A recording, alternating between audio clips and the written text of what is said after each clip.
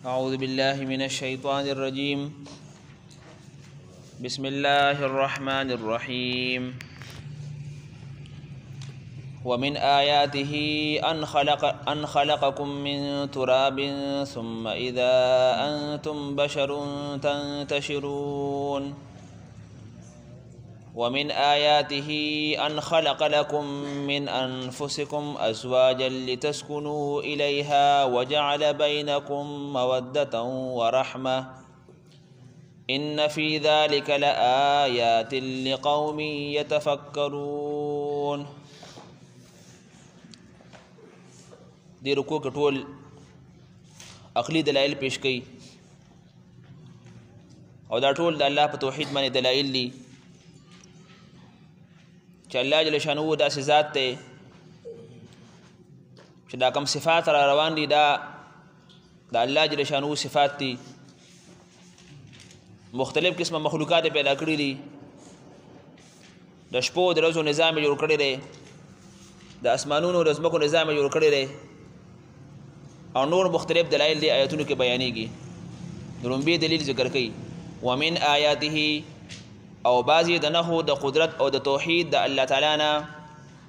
ان دا خبره ده خلقکم من تراب چې پیدا کړی تاسو د خاورې نه ثم اذا انتم بشر بیا تاسو شوي انسانان تنتشرون خواره واره. د انسان پیدایشو د تخلیق چې کوم ابتدا ده د خاورې نه شوې ده. لکه ټول انسانانو پلار آدم علیه السلام هغه الله تعالی د خاورې نه پیدا کړی دی او د ځمکې د مختلفو حصو نه خاوره راغسته شوې ده چې د دې خاورې مختلف رنګونه وو. د دې له وجې نه د انسانانو طبیعتونه د هغې مزاجونه د هغې رنګونه مختلف وي او الله مخکې فرمایي چې تاسو بیا د دې نه بعد انسانان شوئ خواره شوئ په ځمکه کې. دویم مطلب د خاورې دا ده چې انسان پیدا کېږي د نطفې نه او د نطفې چې کوم بنیاد دی دا خاوره ده، ځکه دا د غلې نه پیدا کېږي، د رزق نه پیدا کېږي او دغه رزق او دا غله دا د ځمکې نه پیدا کېږي او ځمکه چونکې خاوره ده ګویا کې د انسان اصل مټیریل اصل بنیاد دا خاوره ده. د خاورې نه دی پیدا دی، یعنې د پیدایش چې کوم هغه اسباب دي دا خاوره ده. ځکه که خاوره نه وه نو غلا فصل وغیره به نه راټوکېدو، بیا به انسان بدن ته قوت او طاقت هم نه میلاوېدو، نو کیدای شي بیا دغه سلسله منقطع شوې وه. الله جل شانه د خاورې دا نظام جوړ کړی دی چې دې سره د فصل وغیره د رزق وغیره انتظام کېږي. نو ګویا کې د انسان تخلیق او د انسان پیدایش دا د خاورې نه دی. دویم دلیل ذکر کوي ومن آیاته او بعضې د نښو د قدرت او د توحید د الله تعالی نه ان دا خبره ده خلق لکم من انفسکم ازواجا چې پیدا کړي دي ستاسو لپاره ستاسو د نفسونو نه ازواجن بیبیانې لتسکنو الیها دې لپاره چې تاسو سکون حاصل کړئ هغې ته وجعل بینکم مودة ورحمه او پیدا کړی دا ستاسو په منځ کې مودة مینه کول ورحمة او رحم کول ان فی ذلک لآیات لقوم یتفکرون یقینا په دې کې خامخا نښې او دلایل دي دپاره د هغه قوم چې هغوی د فکر نه کار اخلي. دویم دلیل حاصل دا ده چې الله جل شانو د انسانانو د سکون او د اطمینان لپاره د دې بیبیانې پیدا کړي چې دې سره انسان ته سکون او اطمینان او چین راحت میلو شي. او بیا دلته د بیبیانو نه مرادو هغه بیبیانې دي کوم ته چې شریل حاصل بیبي ویل کېږي، کوم کې چې نکاح شوی وي او د نکاح دا فایده ده چې د نکاح د وجې نه به الله تعالی د انسان له چین سکون اطمینان خوشحالي ورکوي. او په کومو ملکونو کې چې د نکاح ترتیب نشته په غلط طریقې سره خپل شهوات پوره کېږي هلته سکون او اطمینان هم نشته، هلته خو بس صرف خپل مقصد حاصلول دي لکه د زناورو. نو بیا د هغې نه د چین او د سکون او د اطمینان سره ترتیب نه وي. اصل سکون الله تعالی په دغه نکاح کې ایښی دی او صرف مقصد د دې شهوت پوره کول نه دی، نور هم د انسان بلا ضروریات دي، د انسان خدمتونه دي، دا ولې زنانه کوي. تاسو خو خیال وکړئ نارینه د کوره بعد وځي سهار وختي ماښام ناوخته راشي ستړي غریب دته کور هر څه تیار پراته وي، د کټوۍ تنظیم شوي، جامې در پاکي، د بسترې تنظیم شوي، نو چې دا کارونه انسان په خپله باندې کولې دا به څونه ګرانه وه عمدره ته تکلیفونه برداشت کوه مزدورۍ دیاړې کاروبارونه کوه او بیا ځان په خپله باندې اخلې پخلې کوه په خپل ځان بسترې نغاړه په خپل ځان جامې مینځه دا به څونه ګران کار و الله جل شانو د اطمینان دپاره د اسانتیا دپاره تسلی دپاره دغه سلسله جاري کړې ده ټیک ته د دې لوی مقصد چې کوم دی دا د انسانانو نسل سیوا کول دي پیدایش کول دي خو دا ضمني خبرې دي چې انسان ته دې سره د انسان نور ضرورت هم پوره کېږي او سکون په هغه نکاح کې دی کومه نکاح چې شرعي لحاظ سره شوي وي او د زوجینو د ښځې خاوند حقوق ادا کېږي کومه نکاح چې شرعي لحاظ سره نه وي شوي ناجایز طریقې سره شوي وي نو هلته کې بیا سکون او اطمینان نه وي کوم چې د دین اسلام تعلیم دی د نکاح لپاره چې کوم شرایط دي کوم آداب دي نو کله چې په دغه آدابو باندې عمل شوي نو دغه نکاح کې بیا چین او سکون او اطمینان او خوشحالي او کله چې دې خلاف وشي نو بیا به چین او سکون او اطمینان او خوشحالي نه وي ګوره الله تعالی نکاح ته د سکون او د اطمینان او د راحت ذریعه ویلې ده نو کومه نکاح کې چې دا سکون او اطمینان نشته نو هغه ګوره وبال دی بعضې سړي د ښځو نه تنګي روزانه د ښځو سره جګړې دا ستر لپاره د ښځه وبال شو دا ستر لپاره مصیبت شو ښځه خو د شر دپاره د فساد دپاره جګړې دپاره تا نه وکړئ دا خو د سکون او د اطمینان دپاره وه نو کله چې په کومه نکاح کې د سکون او اطمینان او تسلي نه میلاویږي دغه نکاح ناکامه ده یا د ښځې طرف نه زیاتې کېږي یا د خاوند طرف نه زیاتې کېږي نکاح خو دې لپاره نه وشوي چې تو ستا ټینشن او ستا هغه حوادثات د ستا سیوا شي تا د خپل اطمینان لپاره د خپل خوشحالۍ لپاره تسلی لپاره ځان له نکاح کړې وه چې ما د سکون او راحت او اطمینان او خوشحالي میلو شي هغه ستا لپاره د فساد او د وبال ذریعه وګرځېده دا کم نکاحونه داسې ګرځي هغه نکاحونه چې هغه د ښځې خاوند تر منځه محبت نه وي او یا د دې نکاح په صحیح طریقه باندې نه وي شوي ناجایز طریقه باندې شوي وي یا د یو بل حقونه نه ادا کوي ګوره کله چې ښځه د خاوند حق نه ادا کوي یا خاوند د ښځې حق نه ادا کوي خامخا به جګړې کېږي نو دغه نکاح بیا ناکامه ده یو خاوند لږ د ښځې حق ادا کوي ښځه لږ د خپل خاوند حق ادا کوي نو بیا دغه نکاح کامیابه ده او د نکاح چې کوم مقصد دغه مقصد به حاصلېږي او مخکې الله فرمایي ستاسو په منځ کې ما محبت او دارنګې رحمت او شفقت دا پیدا کړی دی د نکاح د وجې نه نو بیا په دغه نکاح کې محبت هم شته دی بیا په دغه نکاح کې رحمت او شفقت هم شته دی او کله چې حقونه نه ادا کېږي نو بیا به د ښځې خاوند یو بل بدي شي یا چې د خاوند بل دغه ناجایز تعلقات دي بیا به د خپله ښځه بدي شي نو نکاح هغه کامیابه ده کومه نکاح کې چې د یو بل حقونه دا ادا کولی شي تاسو ته بار بار ویلي شوي دي د خاوند لپاره هم دا خبره لازمه چې د خپلې ښځې پوره حقونه ادا کړي د هغې پوره ضرورت دا پوره کړي دارنګه ښځه د خپل خاوند حقونه ادا کوي د خاوند خدمت دې کوي معمولي خبره باندې جنګونه فسادونه وال ټکول او بیا خبره طلاق ته رسول موږ تاسو د اسلام دا تعلیم نه راکوي کله ناکله انسان د به خپل کاروبار وغیره کړي مزدورۍ دیاړۍ له به تلي دی به کور ته راشي چې بعد سکون او اطمینان او خوشحالي میلو شي او دی به دا ښځه په داسې حال کې ویني چې دی به غوسه شي ده ته به د سکون او د اطمینان په ځای باندې خفګان او پریشاني ورسي او وجه دا چې د ښځې لپاره چې کوم خبره اسلام لازمي کړې ده پکار ده چې دا د خپل خاوند لپاره ځان ښایسته کوي عموما ښځې څه کوي خاوند غریب به راشي په سفر باندې به تلي ډېر وخت پس به راشي یا به روزانه ځي راځي خو ښځې بیا اکثر یا به لیپټه په سر باندې نه وي یو لاس به یې د غوشانو څښایي بل لاس به یې د خړو څښایي بړې به یې والي نو کله چې خاوند دې ته وګوري خامخا به دغه نفرت پیدا کېږي پکار خو دا وه چې د ښځې د خاوند د راتلو په ټایم کې خپل ځان ښایسته کړی وي بیا به خامخا د دې محبت پیدا کېدی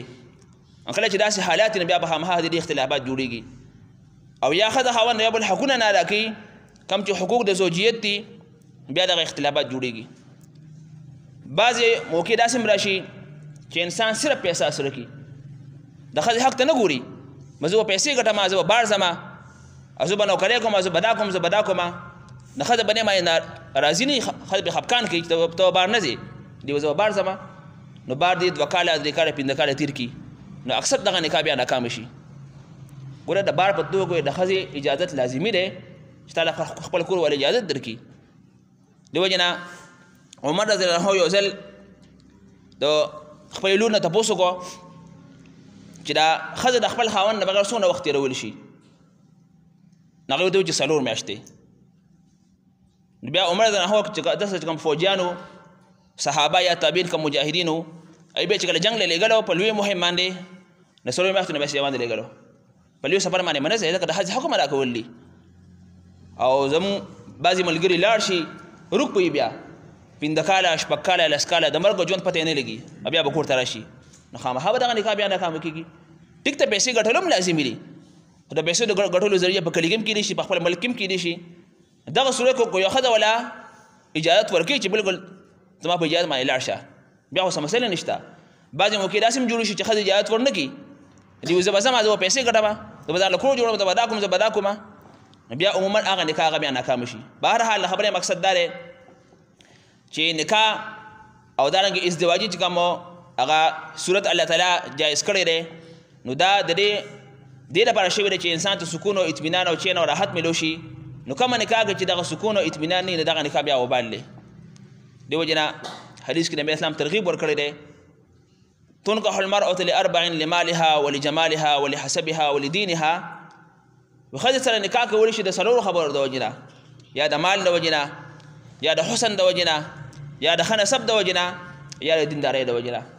نبی اسلام فرمایي فاصبر بذات الدین تربت یداک. وی ای صحابي تو دین والو ترجیح ورکړه دینداره ښځه وکړه. مونږ خلک بعضې کسان هغې پیسو ته اثر وکړي چې پلار ډېر مالدار دی او بلا جایداد دی ما ته به جایداد میلو شي. بعضې کسان صرف حسن ته وګوري چې دا خو ډېره ښایسته ده. بعضې کسان صرف اوچت خاندان ته وګوري دیندارۍ ته نه ګوري. نو ټیک تا یا خاندان ته ګټلي دي یا تا پیسو ته ګټلي دي یا تا حسن ته ګټلي دي خو دین ته یې نه دي ګټلي هغه نکاح بیا ناکام وي. نبی اسلام فرمایي چې فاصبر بذات الدین ته دین والې ترجیح ورکړه. ګوره خو یو ښځه د ډېر اوچت خاندان ده یو شاهي خاندان جینۍ ده خو چې د دې په ژوند کې دین نشته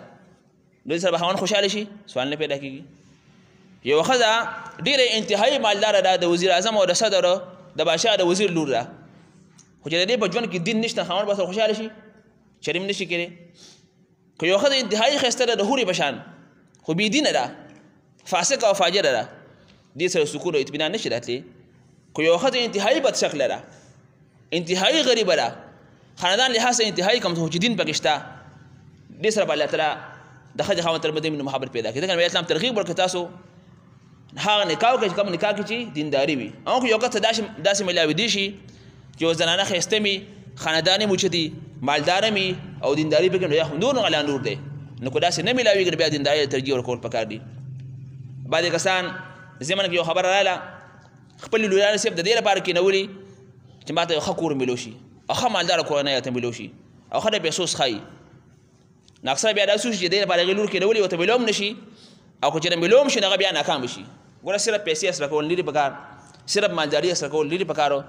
بلکې دیندارۍ ترجیح ورکول پکار دي. کېدای شي دې دیندارۍ د وجې نه الله تعالی هغې نیک او صالح اولاد ورکړي بیا به ستا لپاره دا سره کې جاري. بهرحال دې آیات کې الله جل شانه د نکاح فایدې بیان کړي بل دلیل ذکر کوي ومن آیاته او بعضې د نښو د دلیل د الله تعالی نه د قدرت د الله تعالی نه خلق السماوات والارض پیدایش د اسمانونو او د ځمکو دی واختلاف السنتکم والوانکم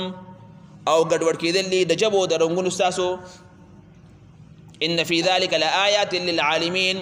یقینا په دې کې خامخا نښې دلایل دي لپاره د پوهې لرونکو. د الله جل شانه په توحید باندې بل دلیل دا دی چې الله جل شانه د اسمانونو د ځمکو نظام جوړ کړی دی. د دې نه علاوه انسانان الله تعالی پیدا کړي دي د هغې مختلفې ژبې دي او د هغې مختلف رنګونه دي. ګوره د یو مور پلار به پیدا وي شکلونه مختلف رنګونه مختلف صفات مختلف اعضاء مختلف. دا نشي کېدی چې دوړونه خویندې دي شکل د هغې یو شاني لاسونه خپې د هغې یو شاني یا رنګ د هغې یو شاني خامخا به که څه نه څه فرق خامخا وي. دا د الله تعالی یو نظام دی او تر دې پورې چې ډاکټران دا خبرې کوي چې پرې ګوتو کې چې دا کم دغه دي دا نښې دي کم باندې چې مهر لګولی کېږي کم چې ناد راوړه کم دا ګوتې لګوي دا نښې د هر چا مختلف وي. که ستا خپل سګه زوی هم دی که نه دا نښې به د هغه مختلف وي. دا د هر انسان د نهي مختلف دي دا کومه ګوته چې نادر راولې لګي نام د الله تعالی یو نظام دی جبو ته وګورئ جبې مختلفې دي تقریبا په دنیا کې 40,000 پورې جبې دي 40,000 او دا چې موږ ګورو نو په پښتو کې څونه شاخونه دي هر 10-15 کیلومتر په جبه کې فرق راځي الفاظ مختلف کېږي د پښتو څونه شاخونه دي د اردو څونه شاخونه دي یا د نورو ژبو څونه شاخونه دي د هر علاقې الفاظ مختلف کېږي لکه موږ په نږدې علاقو کې موږ د پلار خور ته موږ ترور وایو د مور خور ته هم ترور وایو صوابع والا پکې فرق کوي د پلار خور ته هغې ماسي ورته وایي او د مور خور ته د پلار خور ته پپو وایي د مور خور ته ماسي وایي موږ دواړو ته ترور وایو یا د لوبیا به والو موږ ته لوبیا وایو دیر به د بنیر والا ته شوپړ وایي څوک به د کرخې وایي او دیر به د جوار روټۍ ته سوکلک وایي موږ د جوار روټۍ وایو بهرحال دا اختلاف دی د ژبو 10-15 کیلومتر بعد خامخا الفاظ مختلف کېږي دا هم د الله تعالی یو نظام دی چې ژبې الله تعالی مختلفې پیدا کړي دي او د هغې الفاظ مختلف کېږي بل دلیل ذکر کوي ومن آیاته او بعضې د نښو د قدرت د الله تعالی نه منامکم باللیل خوب ستاسو د شپې دی والنهار او د ورځې وابتغاؤکم من فضله او لټول ستاسو د الله تعالی د فضل نه ان فی ذلک لآیات لقوم یسمعون یقینا په دې کې خامخا نښې دلایل دي لپاره د هغې قوم چې هغې اوري ګوره د شپې خوب او د ورځې خوب دا هم د الله تعالی په قدرت باندې یو ډېر لوی دلیل دی د الله تعالی په توحید باندې ګوره شپې مخکې ذکر کړه لکه د شپې خوب ډېر دی او د شپې خوب اصل دی د ورځې هم سړی خوب کوي د ورځې خوب هغه لږې یا ګنټې یا 2 ګنټې اصل خوب دا د شپې دی کومو ملکونو کې چې د شپې د خوب نظام نشته نو د هغې ګوره سکون او اطمینان هم دی خاص کر د بار ملکونه شو یورپي ملکونه هغې د ورځې کاروبارونه کوي د شپې کاروبارونه کوي د ورځې بیا ودی نو هغه سکون او اطمینان هغې ته نه میلاویږي اصل ګوره د خوب دپاره الله تعالی شپه پیدا کړې ده د شپې آرام پکار دی او د ورځې چونکې خوب کم کېږي ګنټې یا 2 ګنټې خاص کر په دې ګرمۍ کې هغې ته قیلوله ویل کېږي نو دې وجې نه ورځې وروستو ذکر کړې ده او بیا معاش طلب کول دي روزي ځان له لټول دي دا د شپې هم کېدي شي د ورځې هم کېدي شي دا دواړه په دې کې داخل دي بیا ان فی ذلک لآیات لقوم یسمعون یقینا په دې کې خامخا نښې دلایل دي لپاره د هغې قوم چې هغې اوري بل دلیل ذکر کوي ومن آیاته او بعضې د نښو د قدرت د توحید د الله تعالی نه یوریکم البرقه چې ښیي تاسو ته برېښنا خوفا د یرې لپاره وطمعا او د تمې لپاره یعنې د اسمان د باران نه مخکې چې کوم دی هغه برېښنا راشي پړکار راشي ګړه ګروز راشي نو دې کې خوفا و طمعا چې انسانان ویرېږي چې هغه د باران را روان دی چې خپلې کړې وغیره ده ځان له سیټ ته کړي زمیندار شو یا بل انسان شو د هغه ضروریات بار پراته هغه دننه کړي یا د تمې لپاره چې د باران تم وسره چې د باران راغی باران را روان دی د باران تم وساته نو د هغه برېښنا شوه یا دغه سیلۍ شوه یا نور چې کوم د باران نه مخکې کوم اسباب راځي کمې نښې نښانې راځي نو دا د دې لپاره چې د انسان دې یره وساتي چې او باران را روان دی یا د باران تم وساتي ان فی ذا مخکې فرمایي وینزل من السماء ماء او راوري د اسمان نه اوبه فیحیي به الارض بعد موتها پس تازه کوي په دې سره ځمکه پس د وچوالي نه شاړه ځمکې بنجره ځمکې فصل مسل نه کوي باران بوشي الله تعالی سره تازه کوي بیا پکې فصل کېږي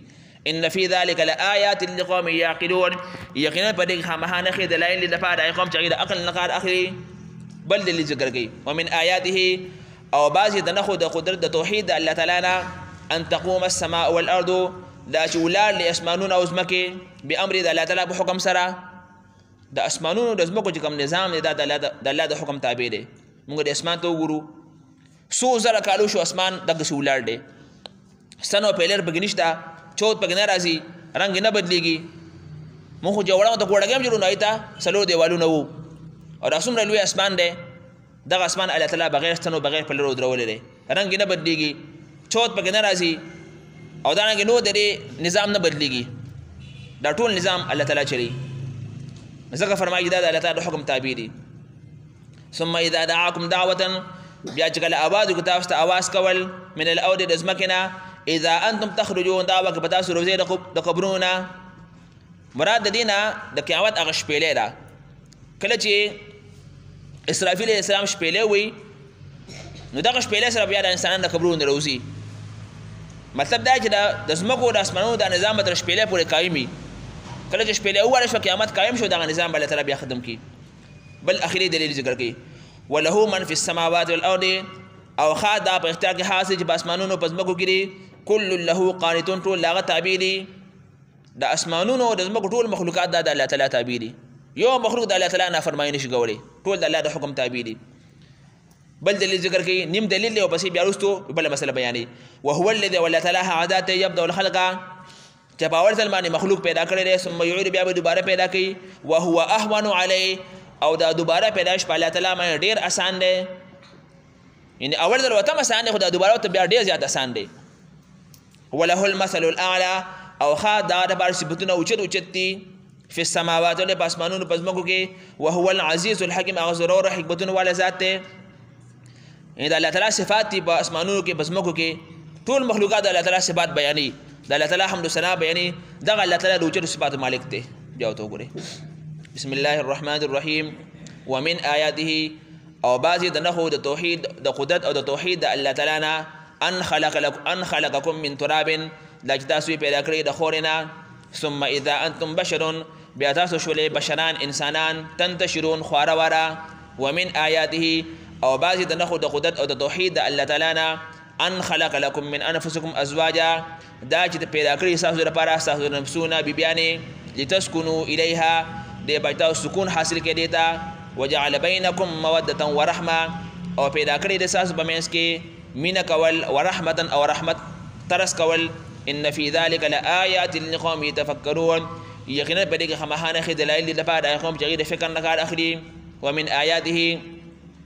او بعض د نحو د قدرت د توحید د الله تعالی نه خلق السماوات والارض پیدایش د اسمانونو او د ځمکو لري واختلاف السنتکم والوانکم او مختلف کېدل د جبو د رنگونو تاسو ان فی ذلک لآیات للعالمین یقینا په دې کې خامخانه خې دلایل لپاره پوه لرونکو ومن آیاته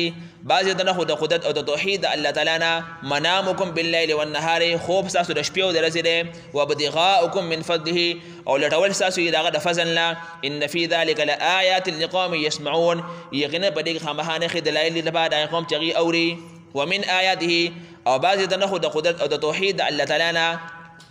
دا خبره دا یریکم البرق خوفا وطمعا چې خی تاسو د برېښنا د یری لپاره او د تمې لپاره وینزل من السماء ماء او راوري د اسمان نه اوبه فیحیی به الارض بعد موتها پس تازه کوي به دې سره ځمکه وروسته د وچوالي ان فی ذلک لآیات لقوم یعقلون یقینا په دې کې خامخانه خې دلایل لپاره قوم چې د عقل نه کار اخلي ومن آیاته او بعض د نحو د قدرت او د توحید د الله تعالی نه ان تقوم السماء والارض دا چې قائم دي اسمانونه او ځمکې به امر د الله تعالی په حکم سره ثم اذا دعاکم دعوه بیا چې کله आवाज وکړ تاسو ته आवाज کول من الارض د ځمکې نه اذا انتم تخرجون بیا تاسو ته وکړو زیر قبرونه وله من في السماوات والارض او خادا به اختیار د حاج بسمانو کې دي او پزمو کې دي كل له قانتون ټول دغه تابعدار دي وهو الذي والله تعالی عزت يبدا الخلق چې په اول ځل باندې مخلوق پیدا کوي ثم يعيد بیا به دوباره پیدا کوي وهو اهون علی او دا دوباره پیدائش په الله تعالی باندې ډیر آسان دی وله المثل الاعلى او خاص دا د بار صفاتونه اوچت دي فی السماوات ولر پسمانونو پزمکو کې وهو العزیز الحکیم هغه ضرور او حکمتونه والا ذات دی واخر دعوانا الحمد لله رب العالمین الحمد لله رب العالمین والعاقبة للمتقین والصلاة والسلام على سيد الانبياء والمرسلين اللهم نور قلوبنا بالقرآن وزين خلاقنا بالقرآن ونجنا من النار بالقرآن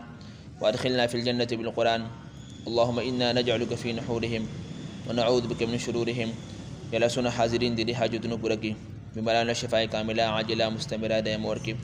کردارنا کرزو خدم کی اولاد اور اولاد برکی چاچا اولاد اشتاقت انك ملا صالح حلوی کی طول مسلمانان و شری حاجتنا پورا وصلى الله تعالى على خير خلقه محمد وآله وأصحابه أجمعين برحمتك يا رحمة